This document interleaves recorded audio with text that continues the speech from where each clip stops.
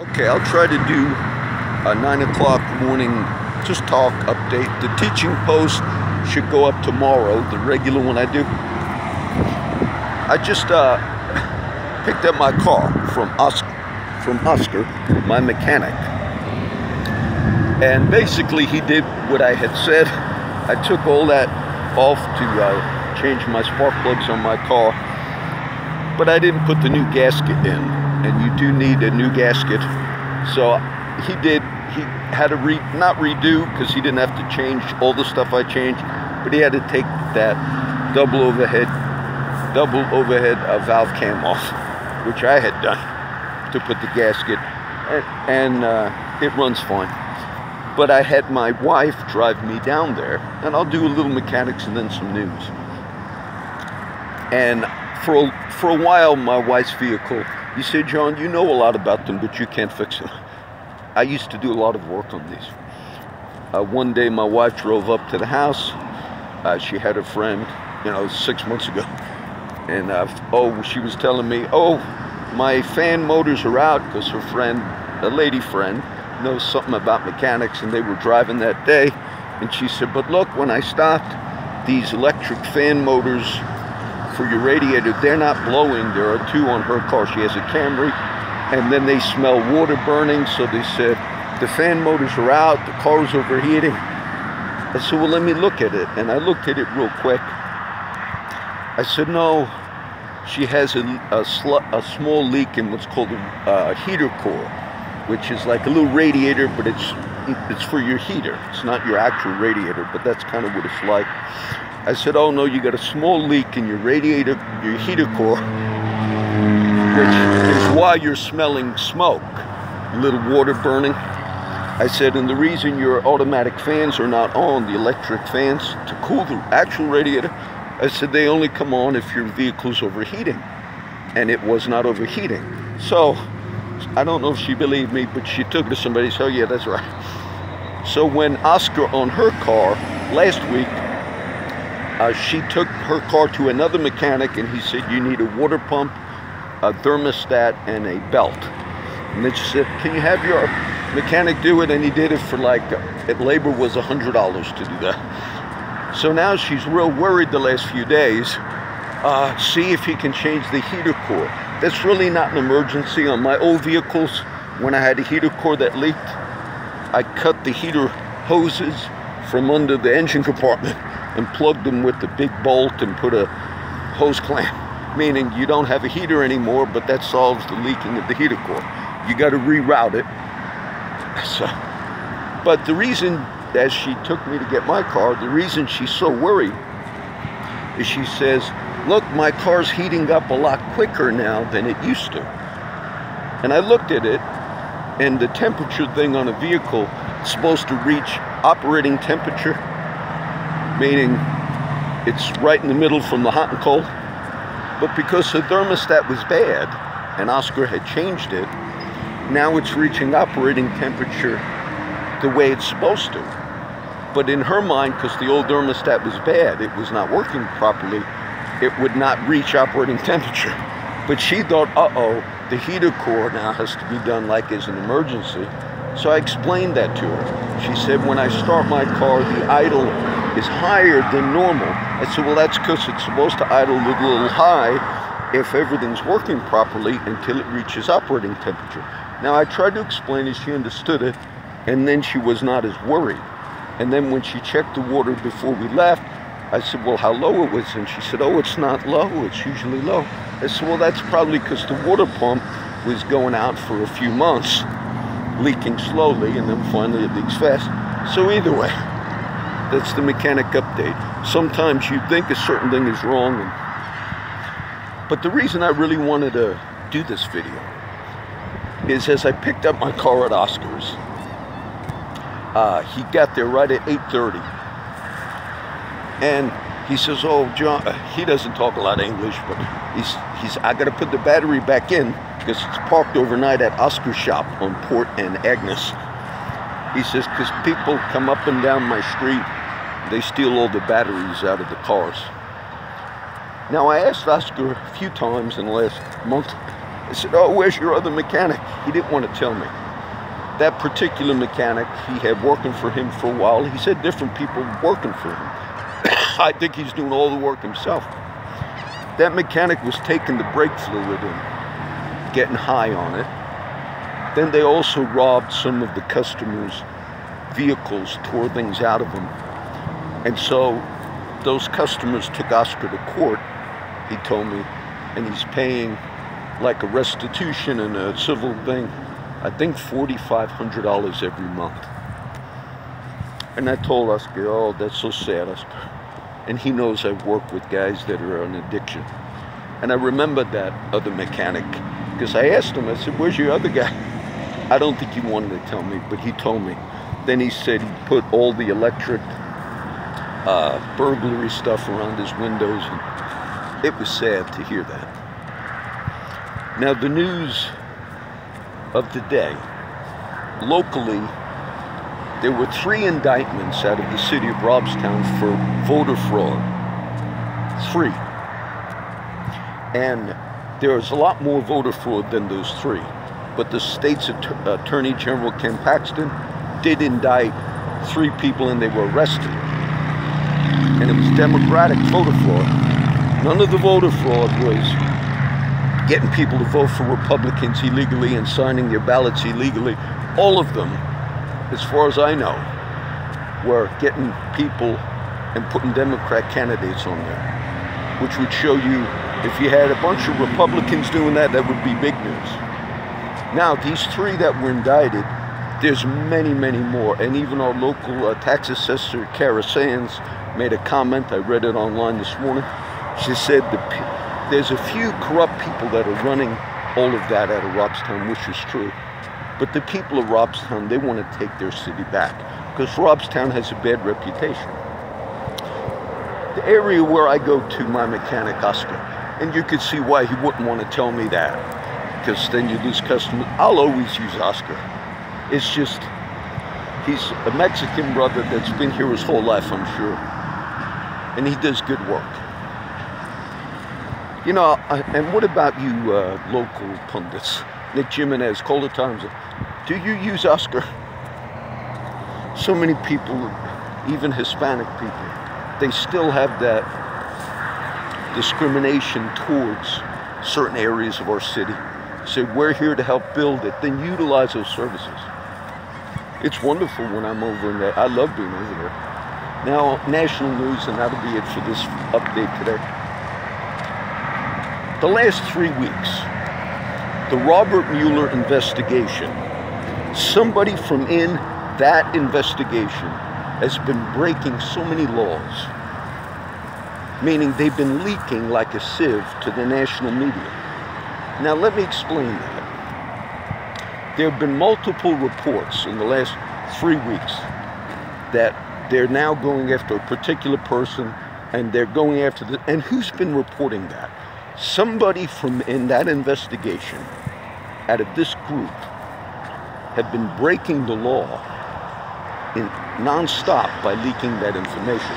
That's the first thing that we should know. Second is the national news media are taking those illegal leaks and reporting it to you and me.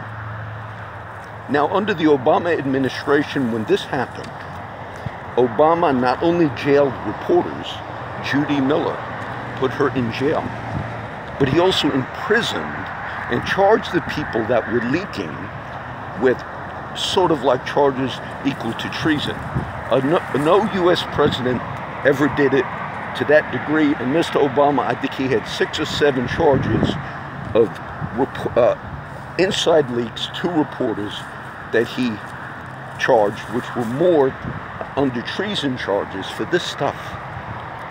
And he went after them.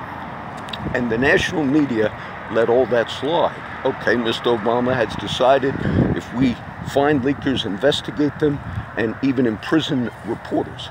Because it should be a crime for the media the last 3 weeks to have reported criminal leaks out of the Mueller investigation. But that's what they're doing, and they're doing it in collusion, and they're breaking the law. Trump has not gone after them like Obama did. And if he did go after them, the media would say, We allowed Obama to do it, but we would never allow Trump. Number two, I almost wanted to speak on this case again the other day, because one of the people, the single person that is in jail now for 10 months, 11 months, and the government is charging her with treason because she leaked information. Her name is Reality Winner. Reality Winner. She used to live or be stationed in Kingsville, Texas. During the whole story of the leaks to WikiLeaks and things, Reality Winner is a veteran, served the country, got out of the military, and then finally got a job because she had the classified status, former military, and she got a job with one of these groups that actually possesses information. Not the NSA, but another type of group like that. She is accused of leaking information that the Russians did indeed hack attempted to hack into the electoral system during our election.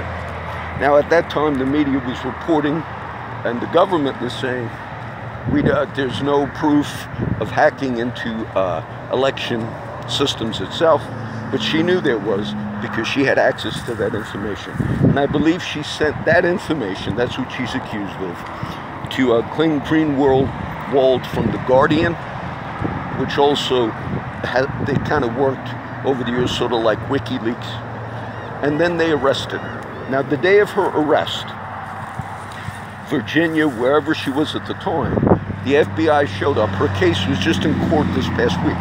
There's articles written on it, but you might not have seen anything. When the FBI, 10 agents or whatever, who were armed, they confronted Reality Winner at her home for this charge. And they asked her, do you want to be interviewed at the FBI office or at the police department, or do you want to be interviewed at your home? Is there a place here at your home we can interview you? She said, we can do it here at my home. And these 9 or so FBI agents, including females who were armed, were in her home, and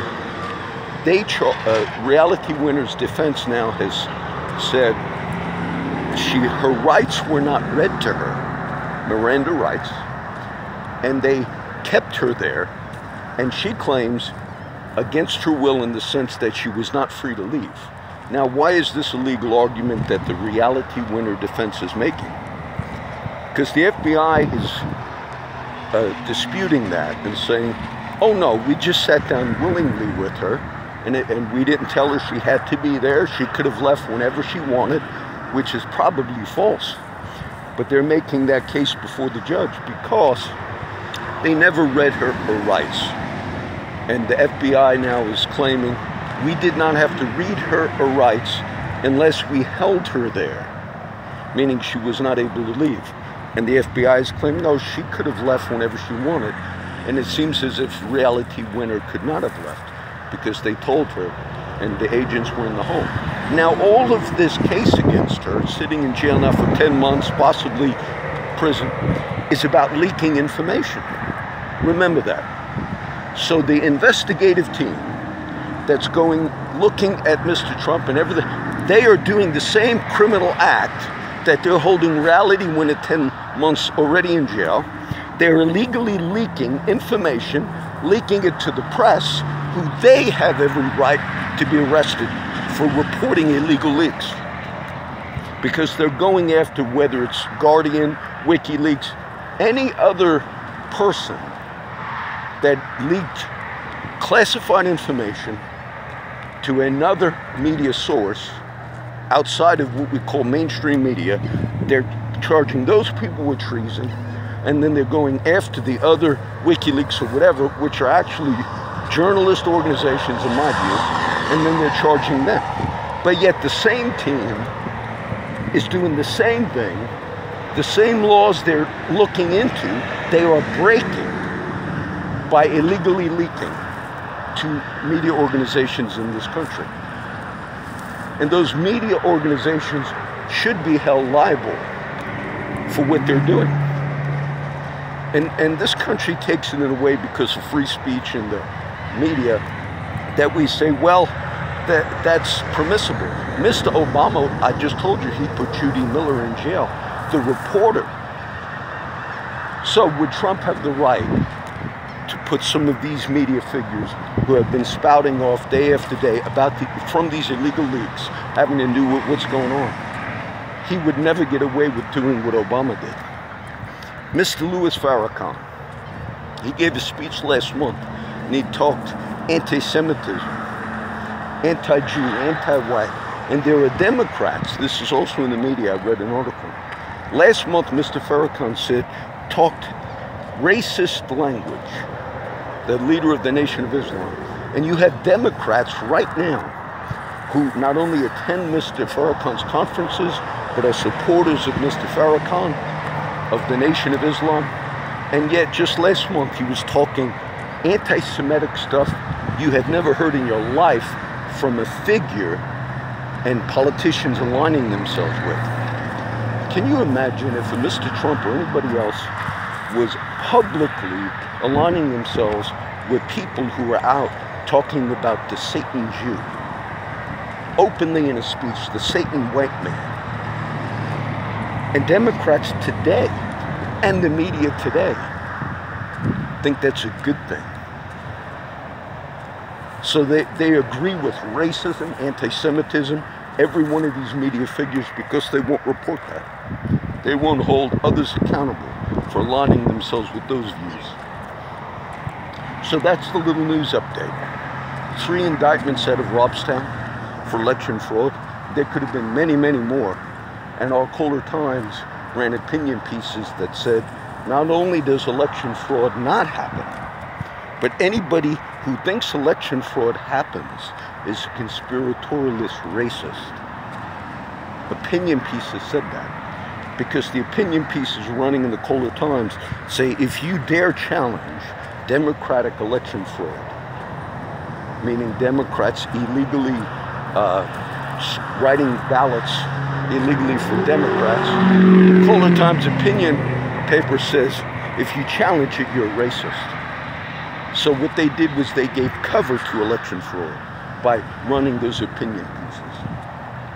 I challenge you, Nick Jimenez and others, Hispanic leaders in this community, use Oscar's mechanic shop on Portland and Agnes, because he's a good man. He's been doing a lot of good work for many years. And I would ask you not to be, you Hispanic leadership who claim to be for the immigrant, for the Hispanic community. I could talk about the other one, but I won't even do it right now. All right? Let's. If you want to support the community, then treat everybody equally. Treat everybody equally. I think that case against Reality Winner, I think it should be thrown out. And it does look like they have legal grounds to throw that case out, because her rights were not read and she was held against her will, meaning she could not leave the home they interrogated her in. And if you're so strong in this country about illegal leaks, then let's find out who's been illegally leaking out of this investigation.